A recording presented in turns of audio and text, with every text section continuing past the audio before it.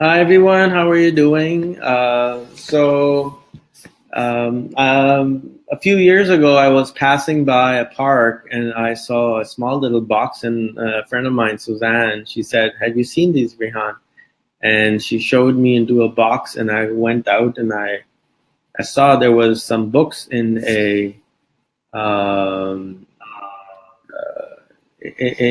a box, and I was like, "Wow, this is interesting."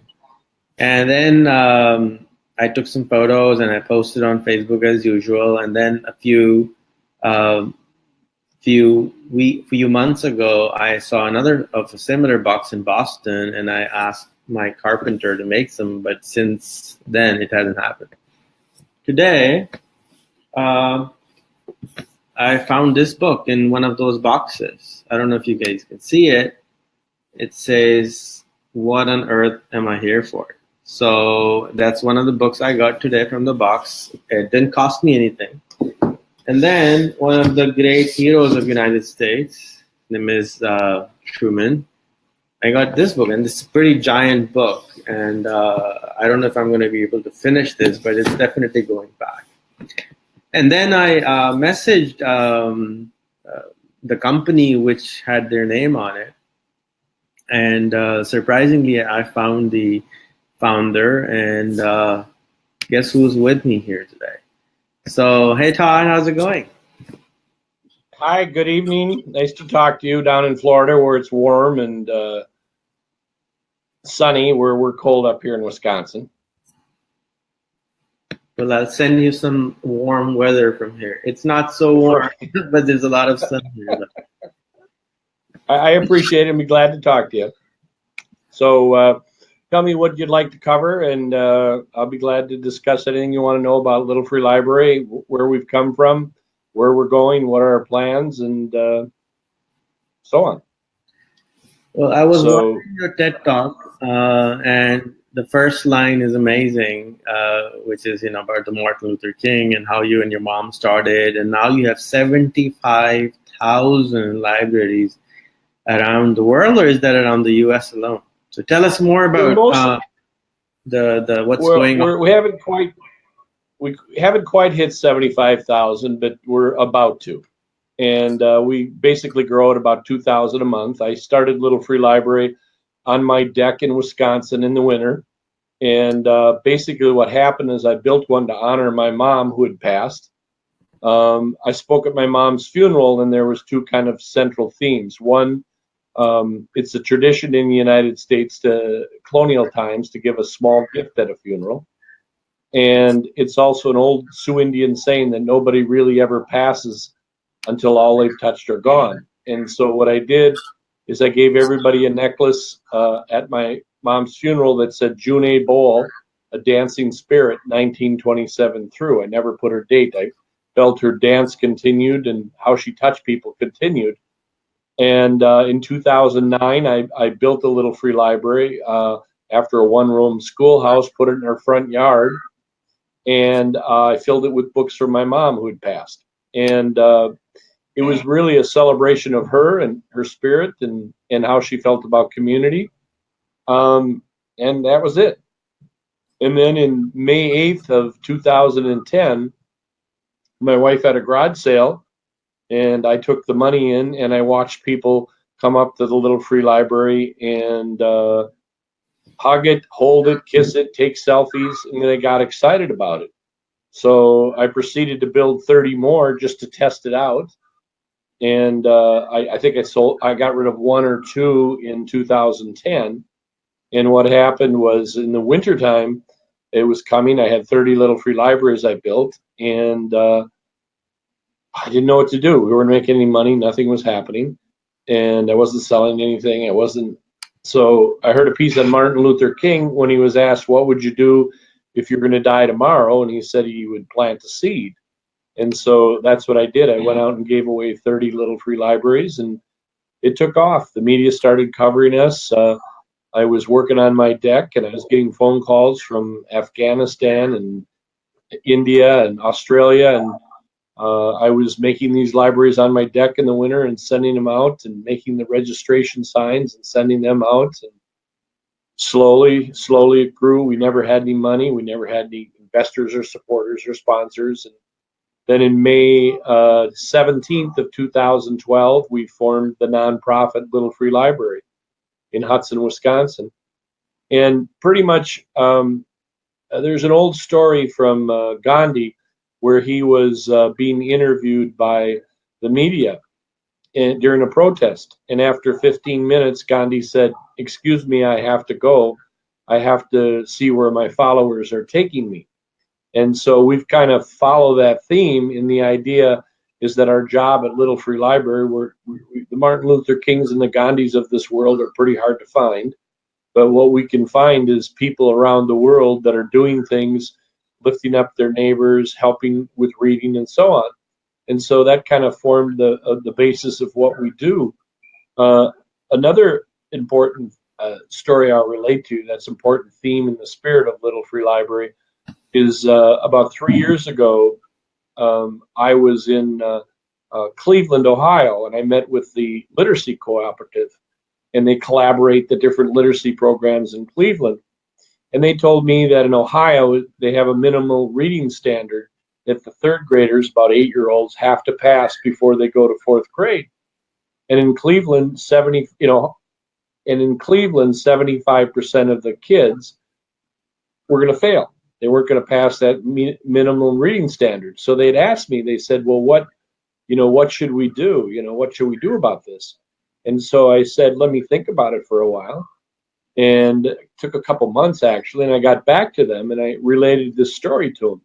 I said, my past job is I had a nursing scholarship organization. I put nurses through grad school.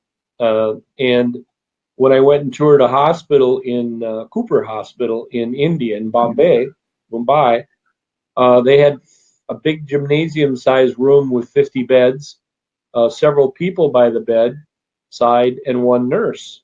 And I asked the nurse, "How can you possibly take care of all these patients?" And she said, "I can't. I don't have the staff. We're a poor country. We can't afford it."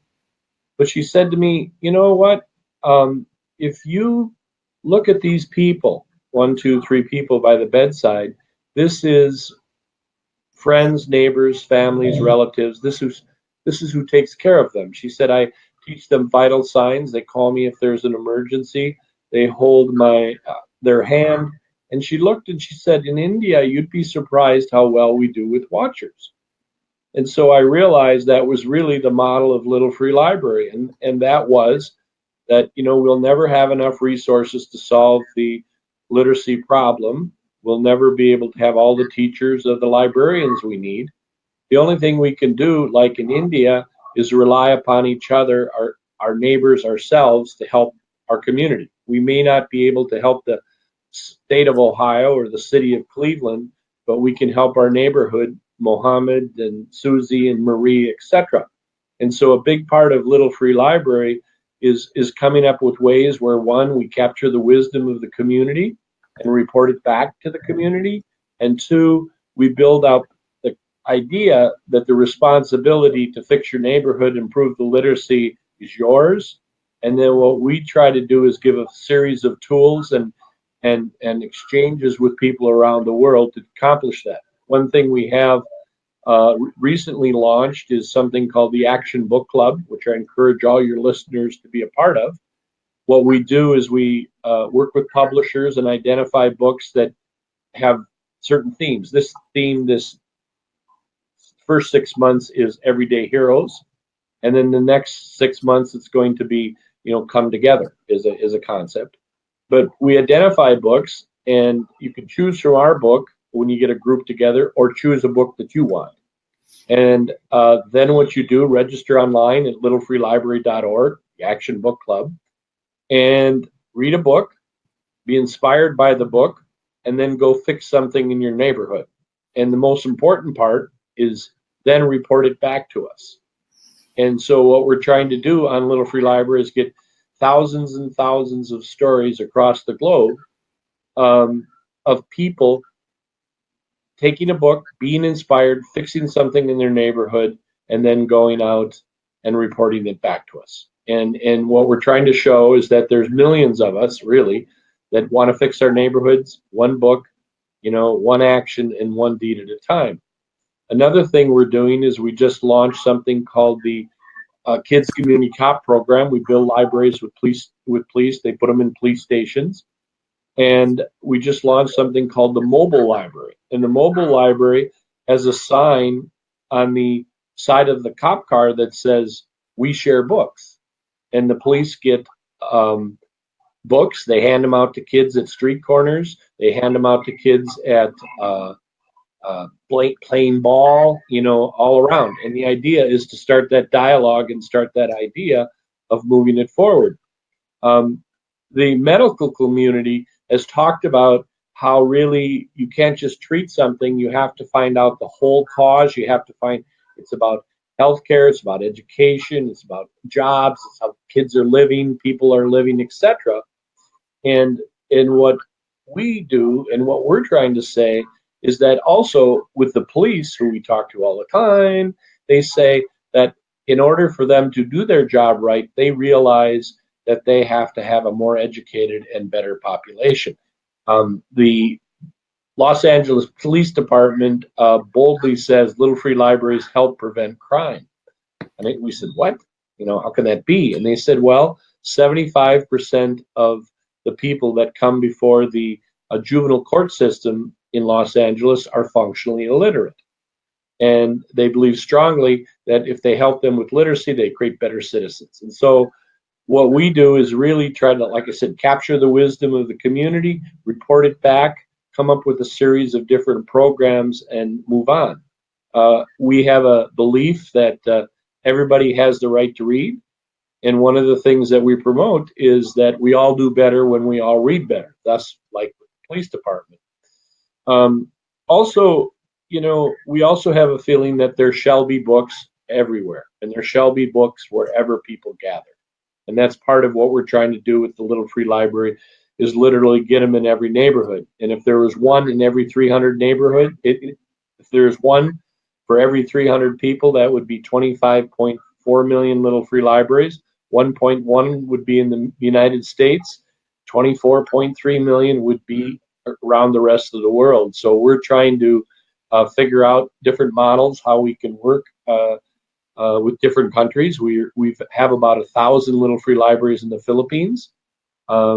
We are working on a publishing scheme that we're trying to get local publishing for small little books that get in everybody's hands across the globe. And so I think, maybe the most important about us is Little Free Library is a giant we. I was at a reading conference in Wisconsin, and I got tapped on the shoulder by the former governor of Wisconsin, Jim Doyle. And he said, Todd, he said, what's going on in America right now? He said, that's not us. We're not this diverse. We're not this divisive. We're not this polarized. He said, Little Free Library is more about who we are. We reach across the world. We reach across the street. We reach across the aisle. We pick each other up. We make their lives better. We don't care who they are or where they're from, but we make their lives better. And that's who we are. And I think that's who we are as Americans. And I think that's who we are as really world citizens and across the globe. When I speak and I ask people what's most important to them, they talk about their family. They talk about their jobs. They talk about their health care. And that's what's most important to them. So I think Little Free Library is really a good, sound, solid we, and it does a good job. And for more information about Little Free Library, you can always Google us. You can always check out our Facebook page, and you can always go to littlefreelibrary.org and find it out. And also, if you go to our website, you can look at Flickr or Pinterest, and you can find 50,000 plus photos that you can take, you can grab, you can use, you can do whatever you want. So check us out at littlefreelibrary.org. So I covered a lot of ground there. Is there anything else that you would like me to discuss about Little Free Library? Todd, you were saying something about building or connecting the communities together using the library boxes. What was that? Well, remember when I was talking about Cleveland and how Cleveland really needed to come together around the community to build literacy? We beta tested a program called Little Free Library Neighborhood with a woman named Margaret Bernstein, who is a reporter for Channel 3 in Cleveland. And what they did is they were the first ever Little Free Library neighborhood where a specific neighborhood with multiple Little Free Libraries came together once a month to do something around literacy and something around community. And so now we're expanding that program, and we're going to officially launch it later this year, where it's an active, ongoing program where multiple Little Free Libraries in a community get together with the community and do a project around literacy. It fits in very well with the Action Book Club and utilizing that.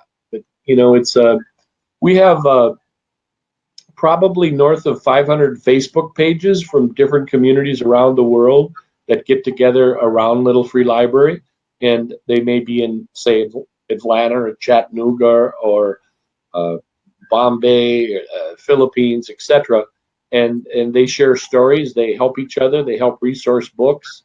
They have reads together. They have communal gatherings together, and they do all kinds of different things to around the theme of building community and building literacy.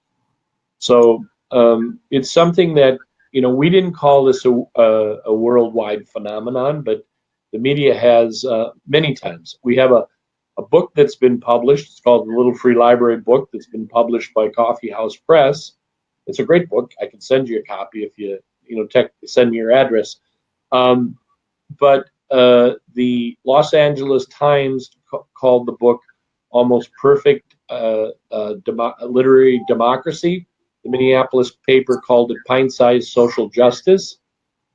And also this San Francisco paper said it was one of America's better exports.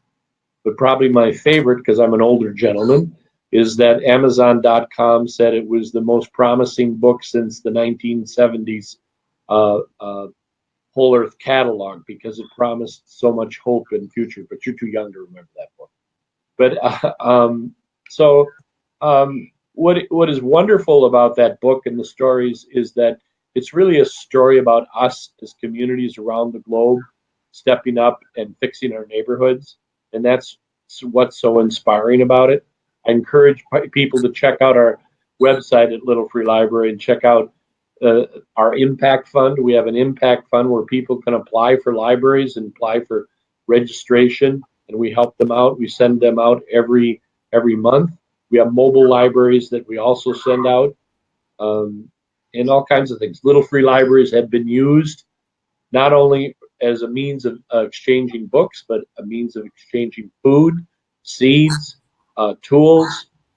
They've been used to, I know some people that have put in school supplies for kids, and I know some people that put in deodorant and toothpaste and so on to help out their community.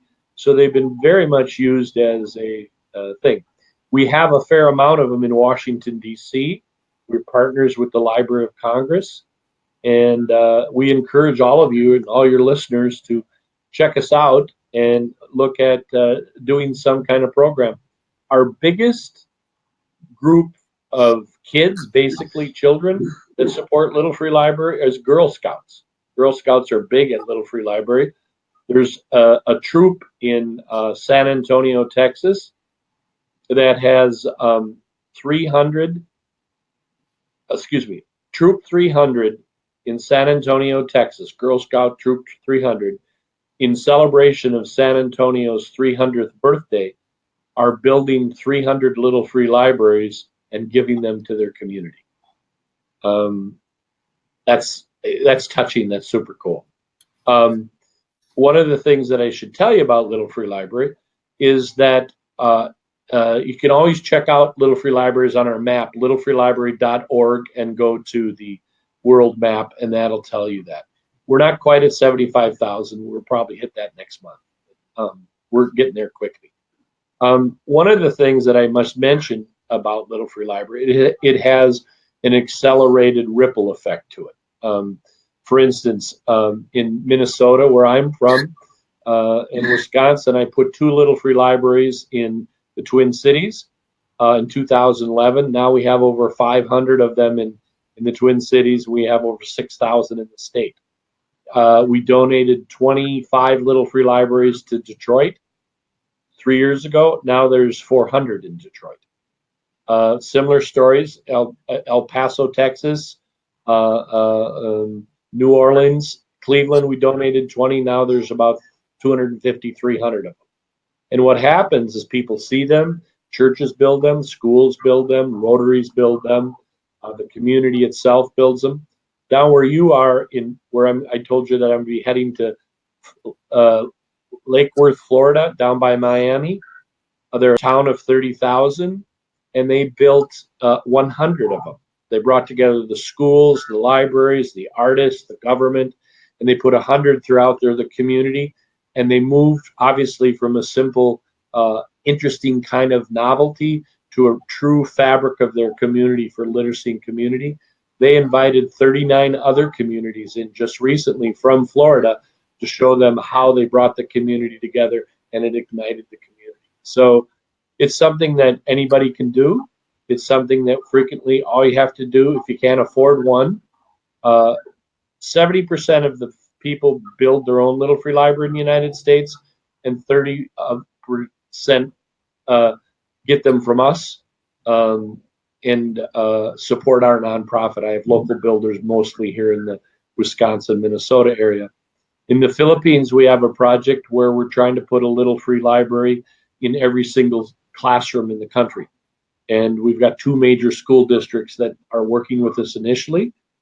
Then in the Philippines, which I think could happen in many countries, the Army is our logistics partner in the Philippines. They want a better brand. They want a better image. They want to let people know they care about them.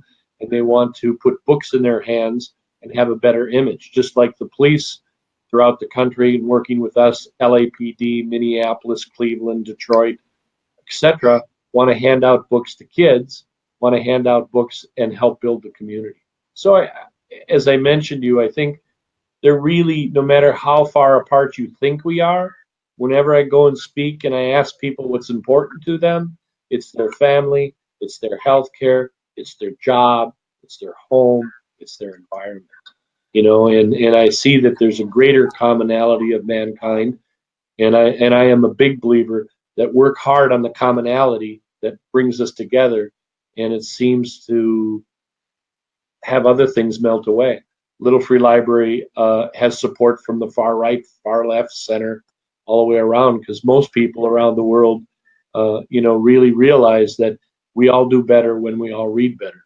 And if we can help each other out, that makes all the difference. So I hope that was helpful.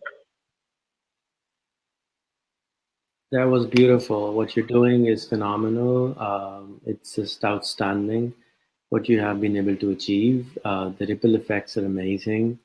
And God bless you and your mother for doing this, and everybody on your team. Kudos to all of you. I wanted to know, what does a typical, for example, say I want to order 5 in the US, what would it cost, including shipping in the US, to order one? Or can I order one from Amazon? You can order one from Amazon. We also sell them on Amazon, and we have them on Amazon Prime. But you can go directly to us. We certainly can't ship them like Amazon can. And we have about 20 different models at littlefreelibrary.org, and it's $50 to $60 to ship them. They're about 2 feet by 2 feet, and they weigh about 50 pounds. And we mostly have ours made by Amish craftsmen, and they're made by hand. So we do that. We try to do the best we can, and we also have an impact fund where people donate and sponsor libraries, and also people can apply for them, and they also can apply if they can't afford them, registration, which is $40, $39, and that helps move the organization and support us. But if they can't afford that, we also have applications for that. And I encourage people around the world to apply for signs and such things. And I have no problem, like donating 30 signs to Pakistan or other places. Typically, what happens is people will contact us around the world. They get excited about Little Free Library, and they want to put them all over the Middle East or Belgium or Brazil or something like that.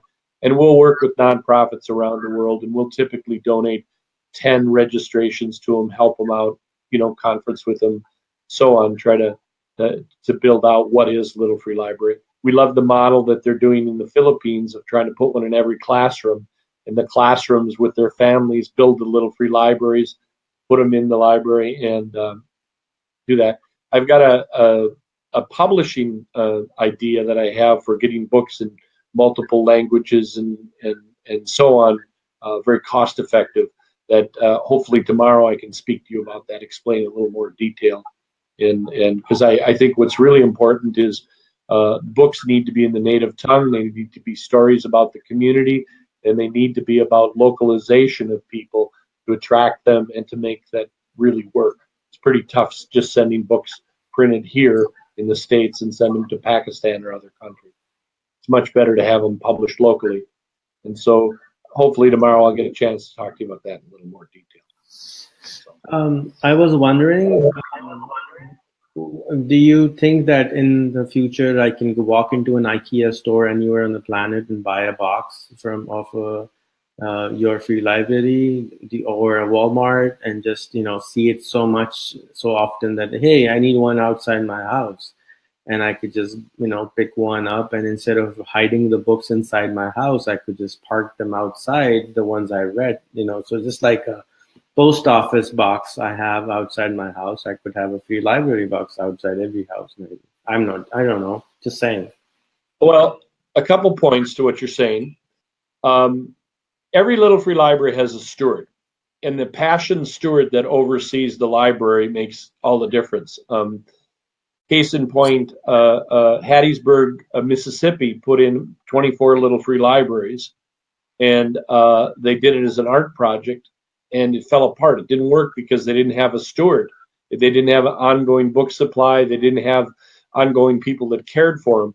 They fixed that. They got people to take care of each and every Little Free Library and see it. And most of our libraries, like 85% of them, are outside of people's homes, and a smaller percentage is outside retail stores, but they are there.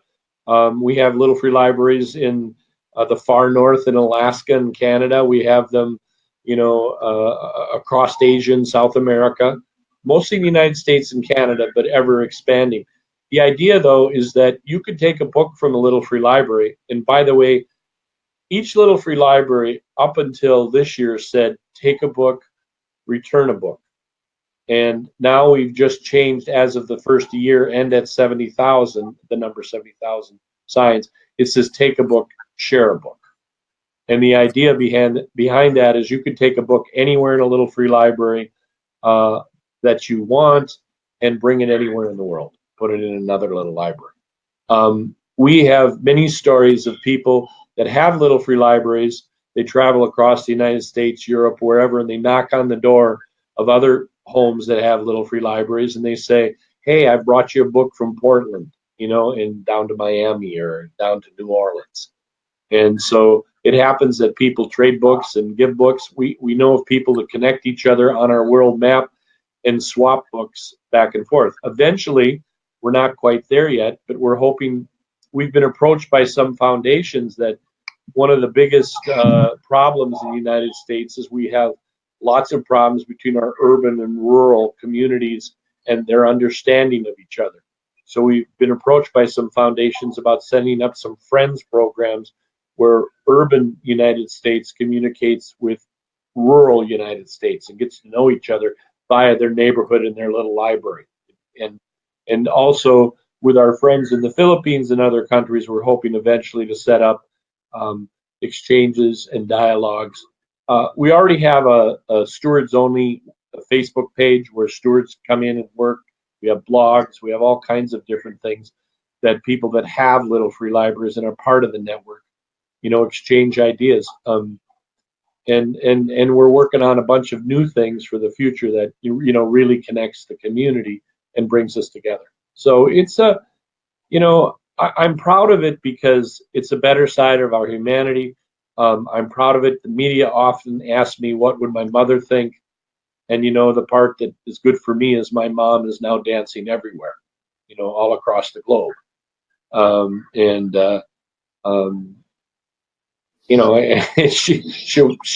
If she was alive today, she'd probably say I wasn't such a bad kid after all. But it's a good thing, and I encourage people. I had a woman call me up a couple years ago, and she said that her husband had died from Vietnam, and he had been a helicopter pilot, and he'd been shot down in Vietnam, and he was paralyzed. 40 years later, he was in excruciating pain. He couldn't take it, and he committed suicide. He had, and the wife tried to get him on the wall in Washington, the memorial wall, and they wouldn't have it because of the suicide. And he has suffered. He has suffered as much as anybody. He was paralyzed in pain for 40 years. And she said that she had to memorialize her husband for all that he went through and that all he sacrificed for his country. So she said, I'm going to build him a little free library. And she said she never built anything in her life. And I Skyped her and helped her try to build it. At one point, the door had such big gaps in it, you could put golf balls in the cracks. And she got through it. She built a nice little free library, and she called me up crying one day, and she said, I know it's a success. I'm so proud. She said, so I put cookbooks in the little free library, and in the morning I came out, and there was a chocolate chip peanut butter muffin. So we have stories. We have stories of a family in Saudi Arabia that made giant coolers, food coolers, into little free libraries, and they exchange frozen meals with their neighbors. There's a guy in Arkansas who has a snub-nosed scissors hanging from a string, little paper scissors, and he has herbs all around the garden, around his little free library, and cookbooks, and he encourages you to snip herbs and take them and make something from one of the cookbooks. And he's told me that more than once he's come out to hot quiches and other things waiting for him at the Little Free Library. Little Free Library is also a place where people exchange bread and cucumbers and seeds and tomatoes, and they usually use it. And part of the story is that as people start becoming comfortable with each other and feel comfortable, they start exploring assets.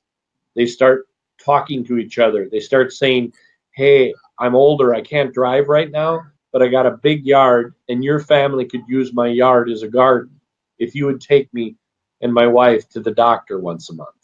And so people start exploring back and forth, start working together.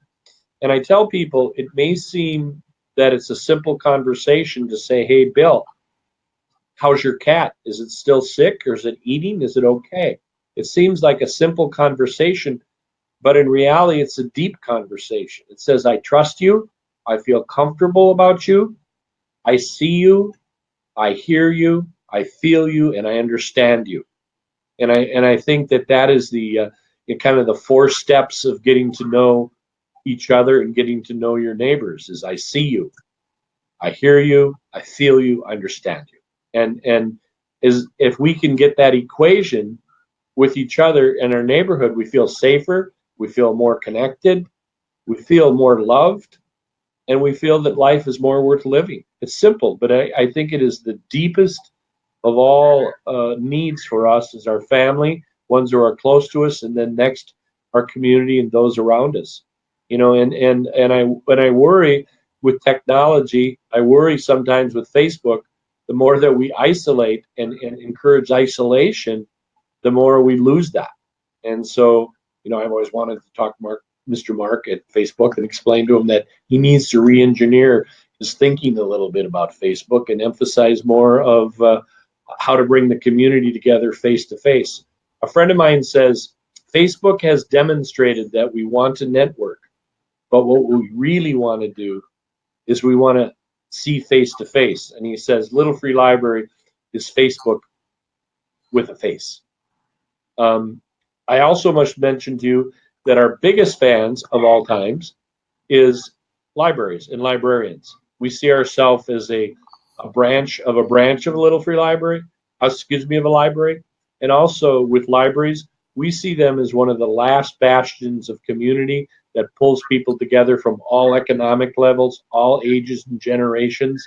And if you haven't checked out your local library, they're new, they're different, they're much more exciting than they were in the past. And libraries are really a communal coming together place that Little Free Libraries are happy to be a part of. Over 600 libraries in the United States have Little Free Libraries and use them as an outreach tool to make sure that books are in the hands of people, throughout their community. So it's something that I'm honored and proud to be a part of, and it's something that I'm certainly would love to see across the globe more and more. Like when I gave you the total capacity of Little Free Library, 24.3 million was across the globe.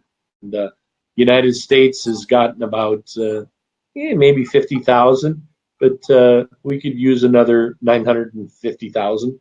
It's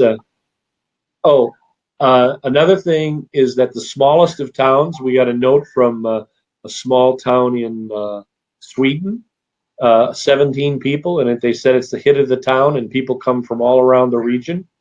The woman that wrote The Orphan Train from Hayter, Nebraska, she put 6 Little Free Libraries in her yard, a town of 117 people, and it's a tourist attraction, and she gets people from all around. The city of Seattle has been known to have bike tours of Little Free Libraries. You can tour around and check out the Little Free Libraries in Seattle. So if you don't have the means or the ways to make it happen, I suggest you talk to your neighbor, you talk to your uncle, you talk to your grandma, your grandpa, and they will find a way to make it happen. Check out littlefreelibrary.org, and there's about 50,000 photos from around the world of people using Little Free Libraries for everything from coolers to old file cabinets to microwaves to stoves, old barrels, and you can think of it, any cavity people turn into a Little Free Library. So thanks for your time. Is there any other questions that you'd like to throw my way? Thank you so much, Todd. It's such an honor to talk to you. It's late for both of us, and I'm so happy that I was able to reach out to you and you reached back, and I'm really, really thankful. It's such an honor to be able to meet such an amazing man who's inspiring millions and millions of people. And I'm pretty sure your dream of 24 million libraries will definitely come true one day, definitely. Yeah, but thank you for your kindness. But you know what? I really, as I said to you before, and I've said to your audience, you know what? It's really about we coming together. We coming together as people around the world to make this happen. I think the only thing I did, I lit a little spark, but the rest of the world set it on fire, and the communities around the world set it on fire. I'm a pretty simple guy, in my grandpa's old chair. It just happened that I was fortunate to hear the sound of and excitement of people when they saw the Little Free Library for the first time. And I've followed the adage of Martin Luther King and planted seeds and moved it forward, and followed the wisdom of Gandhi that said, listen, you're not leading the movement, it leads you. And your job is just to listen to other people, and they'll give you the wisdom. Sometimes they don't give you such great ideas, but you listen a little harder and you'll find the genius within the community. And I'll leave you with this. There's an old adage in this country, and I'm sure you've heard it, that says that it takes a village to raise a child. And what I think about that is that's only an observatory statement. It only points and says it takes a village to raise a child. The real statement, the real question is, how am I a part of that village? Participatory. And I really encourage everybody to do something. My mom when we were kids, she'd say, if you're depressed or sad, she said, you know what you do? Something. And so I encourage people to do just something. Roll up their sleeves, and I strongly believe in my spiritual belief in the heart that it's our job to make this world a better place. One book and one neighborhood at a time. So that's us. And I look forward to catching up with you tomorrow. A couple other ideas, okay? Thanks a lot. Good night to everybody, and thanks for listening. And if I could spark a little bit, that's fantastic. Thank you. Thank you. God bless you. God bless you, sir. So everyone, you met Todd, and Todd has set up little free libraries. I hope that you will help me and you will help your community set up more. I am going to set up a target of setting up 1,000 of these collectively in Pakistan. So any of you who needs to buy one, let me know. Inbox me. I will introduce you to somebody who would be shipping them to you, and you can then set them up and then register them with Todd and ask for a discount on them because they're charging some money which people might not like, but you can go ahead and still register. So I am going to tag Todd here. I would love for you to reach out to him, thank him, and try to interview him and share your questions and ideas and introduce him to your community so that this small little idea can spread in your part of the world. God bless you.